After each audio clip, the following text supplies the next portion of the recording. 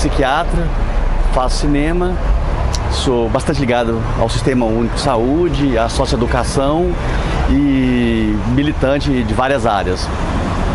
Aqui em Goiás, especialmente, que é o meu sertão, meu território, né? Que eu milito mais. Sou do Coletivo Liberdade, como foi colocado ali, um coletivo que lida com várias áreas, mas especialmente áreas ligadas às marginalidades, toxicomanias e um pouco das políticas de equidade também. Fórum Goiano de Saúde Mental, militante na área da cultura, Associação Brasileira de Documentarista e várias lutas, né, pelos direitos humanos, pelos projetos libertários para o país. Vamos andar? Vamos lá. Vamos andar? Bom, Dorival, deixa eu te perguntar, cara. Me conta um pouco assim da sua trajetória. Como é que você escolheu a medicina? Como é que você escolheu a psiquiatria? O que você pensava enquanto estudante de medicina? Vai um pouco lá atrás, conta pra gente um pouco de como é que você se tornou primeiramente psiquiatra. Pois, um tempo homem, né? Pois é. Esse processo da formação é sempre uma coisa complicada, né? E principalmente para quem se coloca muitas questões políticas, afetivas e tal. Foi difícil me formar médico, porque a medicina, de uma forma geral, é um poder muito grande, concentrado de uma forma nas mãos reacionárias e não bate com o que eu penso. Mas como eu cheguei aqui é difícil. Talvez para explicar isso como uma coisa boa para mim, eu ia pensar que minha família é do Tocantins, do Maranhão, e é uma família assim ligada a cuidados e tal. Mas logicamente tem outros fatores, né? Talvez a família, é normal uma família querer um médico, querer um engenheiro, antigamente queria um padre, né? Então fatores são diversos. Mas o que eu tentei foi achar uma forma de ter a minha vida, como você colocou, a formação como homem que lidasse, penso eu, isso depois, não na hora ficou muito claro na época, mas lidasse com algumas questões. Eu jamais iria trabalhar nas áreas dos sistemas persecutórios, né? Um promotor, fazer carreira pública nessas áreas, né? Um juiz, um delegado, bom. Poderia ter sido das áreas das ciências exatas, gosto muito de ciências exatas, mas eu me achava tímido, eu achava que eu tinha que ter na área de contato, na área de vínculo, então alguma coisa na área de cuidado, de literatura, de cinema, né? E aí com o tempo, na entrada na universidade, e era um momento do final da ditadura, eu fui me empolgando com aquilo que me parecia ser um caminho para trazer um pouco da perspectiva o que eu e meu grupo, cineclubista, achávamos, que era a militância social. Então eu fui vendo que eu fui organizando minha vida de tal maneira que eu conseguisse lutar por uma coerência, porque é muito fácil, como foi colocado ali pela Elaine na palestra, né, aquela frase do Paulo Freire, né, a relação entre o que você propõe e o que você faz. Isso é difícil para todo mundo. Então, eu pensei, mas bom, o que adianta os CAPs ter uma relação com Foucault, com Deleuze, com não sei o que, se você faz um CAPs ambulatório, um CAPs que não tem um projeto libertário. Foi quando eu fui me organizando para trabalhar com essas perspectivas, movimento social, perspectivas de cuidado, com essa visão política e perspectiva da arte, que talvez seja a coisa mais importante para mim, né? Cinema, literatura e tudo. Acho que é a que mais impulsiona para garantir uma forma mais democrática. Mas vamos voltar aqui numa coisa. Onde você se forma e quando você se forma? Conta um pouco dessa trajetória concreta, assim. Da trajetória concreta, né? Isso. Eu coloquei um pouco de como ela se deu, né? Eu entro na Faculdade de Medicina, mais ou menos em 77. Aonde? Na Faculdade de Medicina da Universidade Federal de Goiás. Muito angustiado com o que eu vi ali, eu vinha como alunos de primeiro lugar do grau de aplicação, cursinhos e tal, e aquilo eu falava, poxa, eu não sou um cara da área de competitividade, né? Meu negócio é cooperação, era um outro projeto. Aí eu não dou conta daquele processo, vou para a França. Vou para a França, aí é um processo bem pessoal, assim, fico para um ano de estudar. Então eu falei assim, deixa eu me desligar do meu passado um pouco, ou de um projeto aqui, eu quero fazer uma outra medicina, eu quero encontrar um outro caminho. E quando volto, aí eu já volto bem dentro da criação do Cineclube Antônio das Mortes, que é um cineclube bem conhecido aqui, o primeiro cineclube talvez assim com uma potencialidade grande do ponto de vista de 78. De exibição, de produção de filmes, de discussão, de intervenção política na cidade. Então hoje, na época a gente fazia isso, não observava muito, mas depois as pessoas danaram a fazer teses aí, uns mestrados, umas coisas, foram vendo como é que a gente caminhava e fazia essas coisas todas. E ali foi realmente um período de formação, né? Uma formação política dentro da universidade, na luta pela... Você se forma quando? Eu me formo em 82 eu me formo. Que aí então, fazer o curso de medicina foi uma coisa extremamente difícil para mim. Porque, como eu disse, é um poder muito grande e existe uma assimetria social no uso desse poder muito grande, né? Quer dizer, exatamente o oposto do meu projeto político. Aí eu entendo que eu preciso encontrar um caminho próprio na medicina. Foi quando aí eu vou para a França trabalhar com essas ideias antimanicomiais, com essas ideias de questionamento da psiquiatria e um dos que eu cito lá. Aí lá eu trabalho com Claude Lévi-Strauss, que provavelmente deve ser o maior nome dentro da psiquiatria, que pensou a questão das toxicomanias dentro desse viés libertário e criou uma clínica própria, né? Criou uma maneira própria de pensar isso. E isso aí passa a ser um pouco do meu norte. E aí depois vem Basaglia, né? Franco Basaglia, dentro da medicina, inicialmente um projeto de luta contra a psiquiatria ortodoxa, a visão que a gente chamava psiquiatria clássica, e que vai se construindo, a gente vai conseguindo construir o que depois vai virar a reforma psiquiátrica, né? A reforma psiquiátrica que projeta algo diametralmente oposto, né? Quer dizer, um projeto de entendimento da saúde mental dentro de um viés absolutamente político, em que a visão centrada no medicamento, centrada na doença, substituído por esse projeto também que se une com o projeto do SUS, né? Que é da reforma sanitária. E que a área nossa, a área psiquiátrica, apesar de bastante reacionária, pôde contribuir na medida em que trabalhou com todos os outros saberes para construir essa outra perspectiva de cuidado, né? O que a gente chama de modelo psicossocial, reforma psiquiátrica, modelo psicossocial se antepondo ao modelo asilar, manicomial. Então a construção disso aqui em Goiás, seja como militante, seja como construtor de projetos clínicos, né? Quer dizer, a gente milita, a gente cria isso, mas era uma obrigação nossa falar, bom, como é que nós vamos fazer isso na prática? Hoje eu penso, professor Pedro... Deixa eu só te interromper, Belém. Você se especializa em psiquiatria, você faz residência em psiquiatria, ou você, pela experiência, você se tornou psiquiatra? Como é que foi esse caminho para você?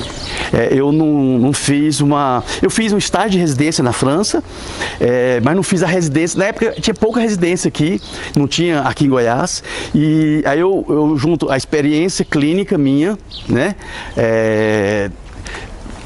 da França, com a experiência minha aqui, e depois, mais adiante, um outro trabalho num programa mais ligado às toxicomanias, que é Decide, um programa nos Estados Unidos ligado à universidade, esqueci, aquela que é maior na costa oeste. Bom, tudo bem. Aí eu fiquei uns meses lá, acabando minha formação nessa área, e depois, como na época, quem tinha essa experiência clínica, com tantos anos, podia pedir o título de psiquiatria, né? Então eu não me formei dentro do modelo Eu fui procurando os locais que eu achava que eu ia aprender coisas diferentes, né? Hoje não seria possível isso, né? Você teria que se submeter ou procurar um lugar mais avançado ou uma outra coisa, né?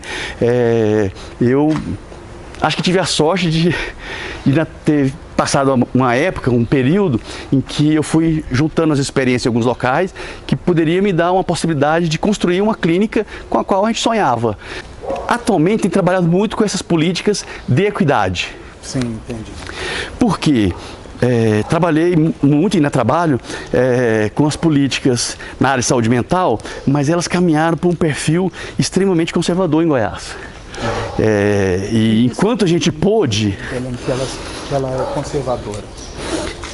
No sentido de, primeiro, ao invés de pensar o que a gente entende como fundamental, essa rede psicossocial na cidade, no território, com dispositivos os mais democráticos possíveis e que atendam às necessidades que a gente foi percebendo ao longo do tempo, em detrimento dessa rede, se constrói o que a gente chama aqui em Goiás de CREDEX. São centros de referência, na realidade são manicômios que uma colega chama aí de gaiola de ouro, e que é uma referência dentro do projeto do PSDB, seja São Paulo, Goiás ou de vários locais, de recrudescimento, de remanicomialização do tratamento do usuário de drogas, né?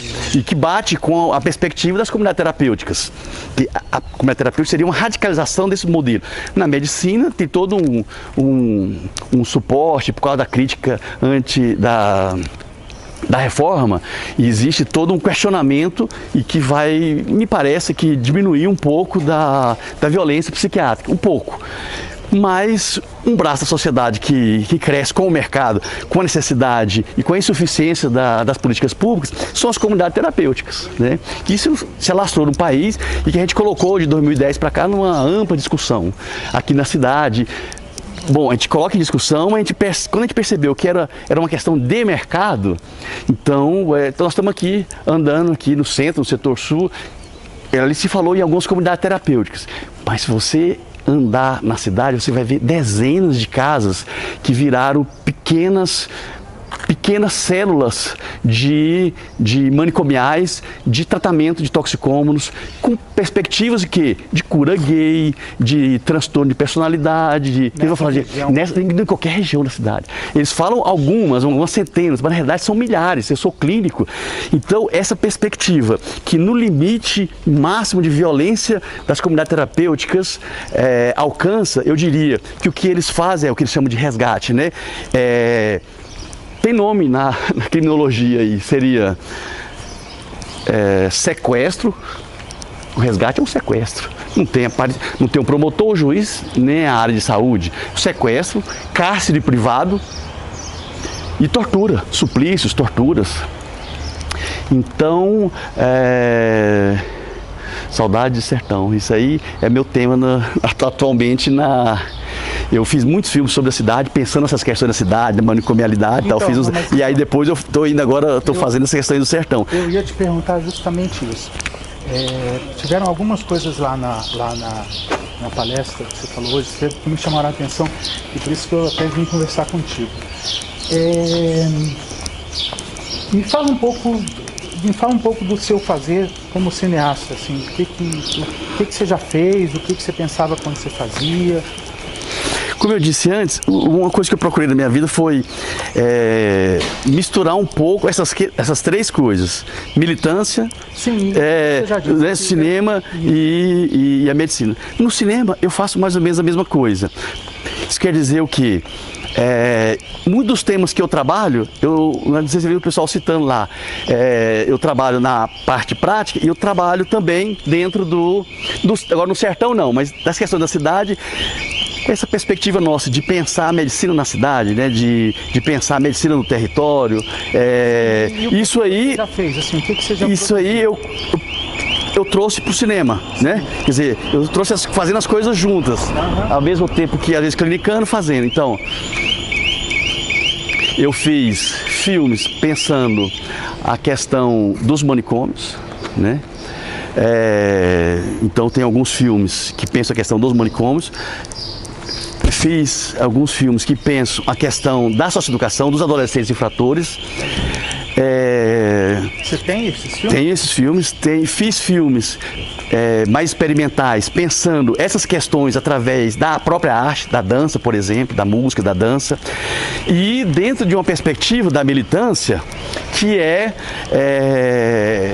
altamente engajada na questão política e da linguagem, né? Quer dizer, se me perguntasse se isso aparece no filme, é você que vai ver, que vai dizer. Mas eu estudei cinema igual eu estudei medicina, né?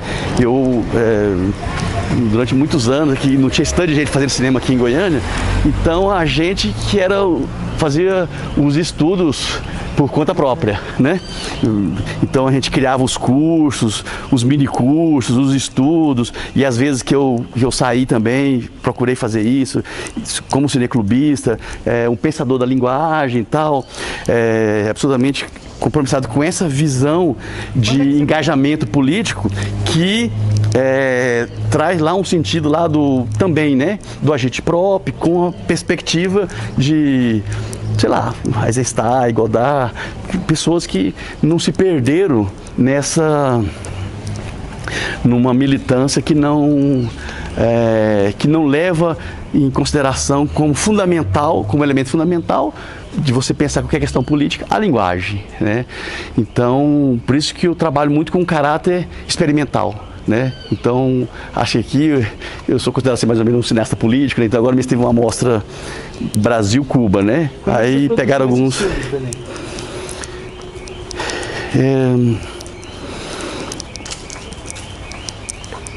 Desde o final da Faculdade de Medicina, eu comecei a fazer produções, primeiro em musicais, filmes experimentais, e depois 16mm, aí passa um tempo, isso do que? Da década de 70 para 80, né? Aí passa um tempo que é a entrada do vídeo, essa me esterilizou um pouco, Sim. Porque eu vinha do cinema, superou 16mm, e com o vídeo eu fiquei um pouco assustado, fiquei um tempo assim, também com dificuldades, um pouco das dificuldades financeiras e, né, o início da vida propriamente adulta de pagar as coisas, se virar e tal, mas nunca deixando a militância, a exibição, a discussão, o cineclubismo, e passo alguns anos e retomo enquanto produção também. E aí, retomo no começo da década de 90, né? Final da década de 90. E aí eu vou fazer, por exemplo, tem um filme, Imagem da Cidade dos Homens, que é um filme que pensa a construção da cidade. Do ponto de vista sobre Goiânia, a construção do belo e do feio, né? Então, andando por essas regiões todas aqui, fizemos milhares de fotos, e aí eu faço um filme em 35mm, em que pensa a cidade, esses espaços urbanos, a forma como eles se constroem enquanto beleza, enquanto feiura, enquanto um armazém estético que a gente vai, vamos dizer assim, decodificando, né? Quer dizer, tentando entender essa relação afetiva com a cidade, né? Essa relação política a partir do olhar, né? A partir do olhar da arte déco e elementos da construção da cidade e tal. Você tem esses filmes digitalizados? Tenho todos. Posso te mandar se você tiver algum interesse de vê-los. Todos, eu quero todos. Não, você pode me deixar seu cartão, vai ser um gosto pra gente. E a gente vai divulgar seus filmes. Obrigado. Depois a gente vai, quem sabe, combinar de você ir lá em Brasília comentar um pouco disso com a gente lá. Obrigado, é uma honra, né, estar na nossa capital. Lá eu, por exemplo, tenho um desses trabalhos que um colega fez, que a gente teve lá em Brasília, na época da militância, em que era um encontro cineclubista. E eles me colocaram... Que época que era essa época era 81, 81. E eu não sou ator de jeito nenhum, meus colegas me colocaram como ator, brigando com a Globo, filmando a Globo, fazendo as coisas lá. Aí você vai ver uma série que é um projeto que continua como um grupo da cidade, entende? Que tem essa postura primeiro, o pessoal fala assim que é amante do cinema, porque esses trabalhos nenhum tem fim comercial, né? Mas tem apesar de não ter, a gente já faz de cara como um filme não para o mercado, mas um filme que tem públicos grandes, porque são filmes que têm uma relação muito grande com a sociedade, com os movimentos sociais. Então a gente pode falar assim, olha, essa questão de não ter público não é um problema para nós, né? Da militância, dos cineclubes e tal. Agora, falar assim, mercado não, né? Mas como nunca foi o nosso norte, o mercado, então esse é um problema que se coloca para o cinema, a gente participa dele. Meu filho fez economia, fez na Unicamp e tal, mas aí ele está no mercado, ele tem um projeto político, um projeto estético, mas tem que participar das questões das leis para ver como é que as pessoas como é que se sustenta um projeto político, né? Não condicionado ao colonialismo, né? O americanismo, vamos dizer assim, hollywoodiano, com um projeto próprio de pensar uma latinidade, né? Pensar um projeto para o país e que se sustente mercadologicamente também, né? Essa discussão eu já não participo muito, eu sei que ela é fundamental, mas porque não é a minha prática, né? A minha prática foi mais sempre essa mesmo da militância, como você viu ali da rua, do prazer da clínica, do prazer do cinema. Então tem um pouco aí de utopia, né? Um pouco aí de projeto. Meu consultório particular é muito pequenininho, assim, praticamente. O senhor atende na secretaria? O senhor é bom, você pode falar, mas eu vou ser. Mas 4h30 da manhã. Imagina. Agora você leva a gente de volta. Ah, tá joia, beleza. Deixa eu formular a pergunta. O senhor clinica atualmente? Clínico, é isso, clínico. Na secretaria, eu na saúde, eu já até há 1 ano e tanto que já poderia ter aposentado, mas estou concluindo alguns projetos, mas estou mais nessa parte. Como eu disse, estive na saúde mental e tinha clinicado muito na área penitenciária, né? Dentro desse projeto nosso, levando Teatro Oprimido, Augusto Boal, você já percebeu um pouco a linha, né? De Paulo Freire, então apaixonado pelo Augusto Boal, que é um agente pró, vamos dizer assim, entre aspas, de altíssimo nível estético e político, né? Então a gente ficou alguns anos mexendo com isso aqui em Goiás, ao mesmo tempo que fazia a clínica e médico perito, dentro de uma visão oposta ao do sistema penitenciário. Foi o lugar mais difícil da minha vida trabalhar. O senhor trabalha até hoje como médico perito? Saí, deixei. Aí fiquei mais nessa área central de políticas públicas. Você era perito em quê? Perito criminal. Perito criminal, então, a maior parte dos grandes delitos aqui, e dentro dessa perspectiva nossa, né, que a gente chama da criminologia crítica, né, você é sociólogo, né, conhece mais do que eu, dentro dessa perspectiva, que ela é muito pequena dentro da psiquiatria, porque a psiquiatria ela é cada dia mais biologicista e ela já é menos. A gente fazia, né, estudante, a crítica da fenomenologia. Hoje a fenomenologia já é rica para a psiquiatria atual, que é uma psiquiatria de sinal e sintoma, que é a psiquiatria de você fazer sinal e sintoma e medicar. Quer dizer, então o processo de medicalização na vida é uma coisa estupenda, horrorosa, né?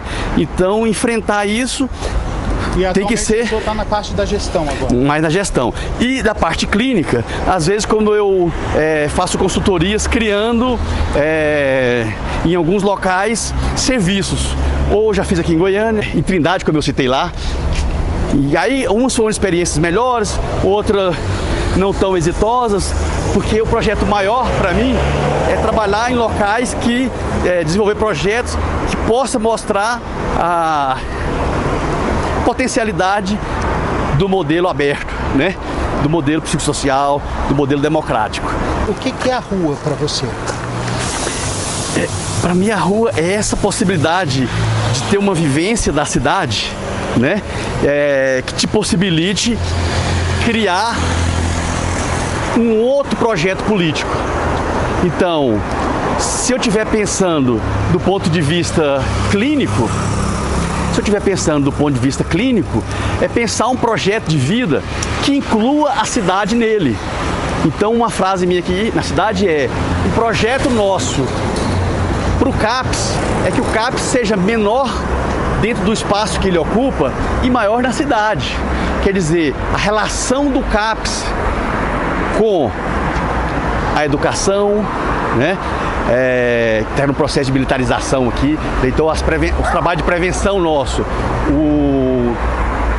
com a rua especificamente, aqueles que moram na rua, com áreas fundamentais como a cultura e área social, pensar o território aonde está aquele usuário do SUS que está sob os nossos cuidados. Quer dizer, a nossa prática, o que tem a ver com, por exemplo, do projeto, a estratégia de saúde da família, né? Sair do ambulatório para você estar no local que ele está. Então, essa vivência... Eu vou insistir. Eu vou insistir. O que é a rua? Vou insistir com você. O que é a rua? Não é que uma resposta certa, mas eu quero ouvir de você. Não estava afim de ouvir projeto. Eu estava afim de ouvir de você. O que é a rua? A rua é uma possibilidade de liberdade, né? Porque ela toca tanto as pessoas, ela é tão sentida como um local de liberdade e tão proibida para as pessoas. Por que que a gente... Isso que você está fazendo aqui na sua cidade, eu vi um artigo, não me lembro aonde, um grande artigo acho que do antropólogo, mostrando o que é isso em Brasília hoje. O tipo de condomínio, o tipo de fechamento do espaço público. Assim, fantástico, ele foi mostrando, não sei se aqui eu acompanho um pouco, a rua é esse lugar que se abre no meio desse enclausuramento, né, que a cidade cada vez mais se propõe. E que, com esse processo de militarização, precisa ser recuperado e com maior força por nós. E isso tem que ser a possibilidade, como por exemplo, na droga tem uma coisa que a gente fala que é a loucura reversível. Porque a loucura é uma coisa, da psicanálise, eu não sou psicanalista, mas gosto muito da psicanálise, pelo potencial libertário, eu li um bocado, né? Trabalho muito com psicanalista e trabalho dentro de uma perspectiva psicodinâmica, né?